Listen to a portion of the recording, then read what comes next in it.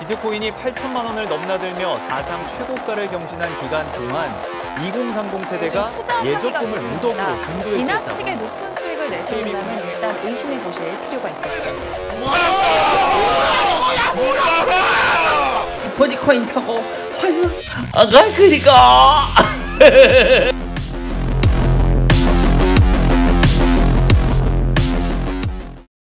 요즘 투자 시장이 시끌시끌합니다. 코스피로 나스닥도 많이 올랐긴 올랐는데 요즘은 조금 주춤하죠? 그런데 이 비트코인으로 대표되는 암호화폐 시장의 열기는 식을 줄 몰라요. 심지어 누가 장난으로 만든 코인도 유명인사 말 한마디에 시총 56조를 찍어요. 참고로 현대자동차 시총이 47조입니다. 도대체 코인이 뭐길래 우주에 로켓도 쏘고 세계에서 가장 잘 나가는 전기차 회사 CEO인 일론 머스크가 이렇게 열광하는지, 이게 정말 그만큼의 가치를 가지는지, 정말로 단점만 있는 것인지 한번 알아보려고 합니다.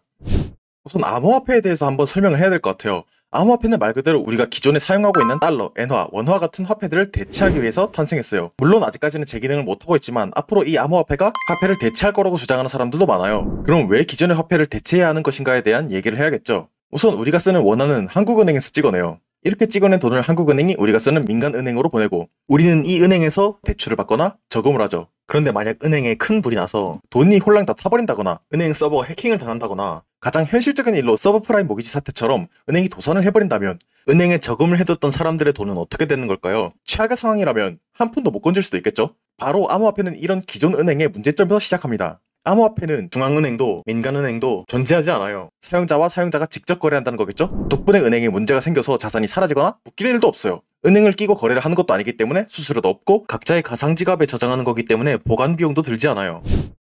이렇게 보면 되게 좋은 것 같은데 사실 단점도 만만치 않아요. 일단 가장 많은 분들이 걱정하시는 점은 가치의 변동성이 지나치게 큰 점일 것 같은데, 시세가 정말 거짓말 안 치고 적게는 하루에 5%, 많게는 30% 더 넘게 출렁거려요. 이게 왜 문제냐? 만약에 여러분들이 편의점에 빵을 사러 갔어요. 그런데 어제는 1,000원 하던 빵이 오늘은 1,500원이야. 근데 내일 가니까 빵이 또 500원밖에 안 해. 이런 화폐가 제대로 된 거래가 될까요? 화폐로서의 기능을 전혀 못하는 거죠. 또 이런 시세가 출렁이는 과정조차 말이 안 돼요.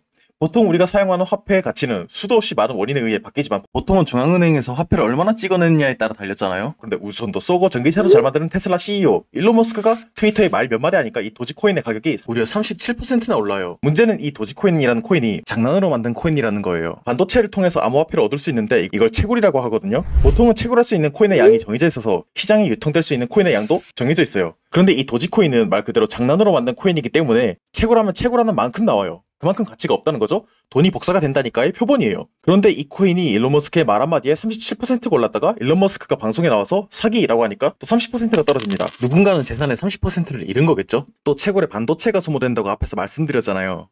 덕분에 반도체 가격이 미친듯이 오릅니다. 그래픽카드 하나 사려고 했었는데 가격이 3배가 넘게 올랐어요. 지금 이거 4달째 이런 상태인데 가격 떨어지는 거 기다리다가 이거 늙어 죽게 생겼어요. 그런데 인터넷에 올라오는 글들은 전부 코인 안 하면 바보다 라고 하니까 아 이거 나도 한번 타야 되나? 마음이 안 갈 수가 없더라고요. 그래서 직접 코인을 투자한 분에게 물어봤어요. 안녕하세요. 저는 가상화폐 투자를 시작한 지 3개월이 된 대학생입니다. 가상화폐 투자는 접근 방식과 거래 방식이 매우 편리하다는 장점이 있지만 너무 쉬운 방법은 사람들이 큰 고민 없이 무작정 투자하게 한다고 생각합니다.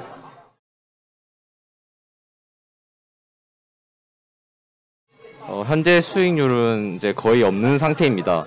저는 큰 변동성을 경험했는데요. 3개월이라는 기간 동안 100%가 넘는 수익률을 기록하기도 했지만 마이너스 50%가 넘는 손실을 보기도 하면서 가상화폐 투자의 극단성을 느끼고 현재는 조금 더 신중히 투자하는 습관을 기르고 있습니다.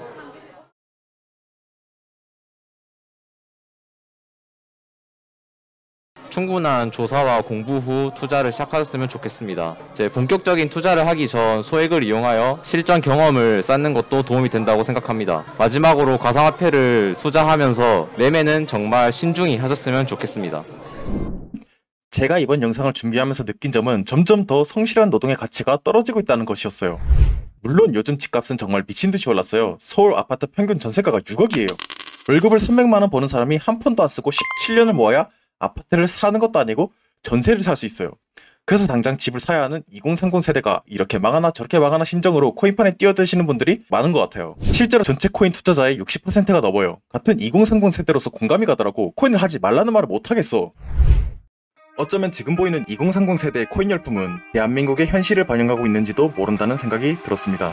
앞으로 우리가 살게 될 나라 대한민국은 성실한 노동의 가치가 올라가고 코인 같은 투자 없이도 네모만한 노일 집 하나 살 수 있게 되는 날을 꿈꾸면서 영상 마치도록 하겠습니다.